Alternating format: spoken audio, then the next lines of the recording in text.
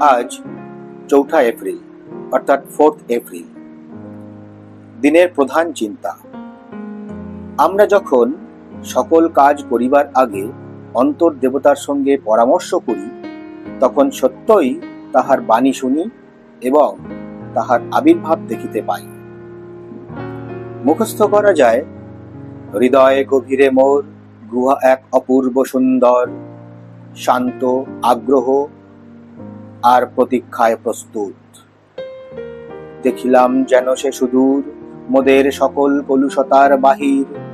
এবে আমি আছি বসে তোমারই সকাশে, পান করি অখণ্ড শান্তি সুধা।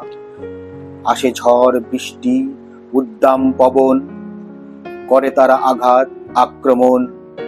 মোর জীবনের বাহিরের দেওয়াল পারে না করিতে প্রবেশ, যেথা রহিয়াছে মোর অমূল্য রতন। উপদেশ। সত্য দর্শন যে তাহার সঙ্গে অন্য কোনো দেখা ছবির তুলনা হয় না। যখন সে ধন আমরা লাভ করি, তখন আমরা যোগ্য কি অযোগ্য এই প্রশ্ন জাগে না। অথবা আমরা ধনী কি নির্ধন, সুখী বা অসুখী তাহাও ভাবি না। তখন এমন নূতন জীবন লাভ করি যে মনে হয় যেন নিঃশ্বাসের সঙ্গে যথার্থ প্রাণবায়ু আহরণ করিতেছি। তখন নিজেদের জীবন্ত মনে হয় এবং প্রাণে নতুন আশা ও সাহস জাগিয়া ওঠে। সাংসারিক জীবনে যেমন সকল কাজের একটা নির্দিষ্ট সময় আছে, তেমনি আত্মসংস্কৃতির জন্যও আমাদের নির্দিষ্ট সময় রাখা দরকার।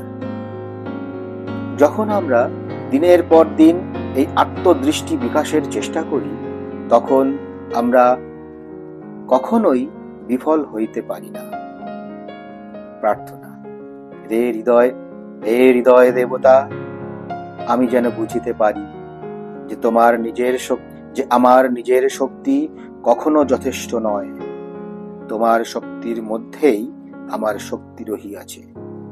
আমি যেন আমার জীবনকে এমন ভাবে নিবেদন করিতে পারি যে তোমার সকল চিন্তা এবং কর্ম যেন তুমি যে উৎস তাহার মধ্যেই প্রাণ লাভ করে। প্রণাম।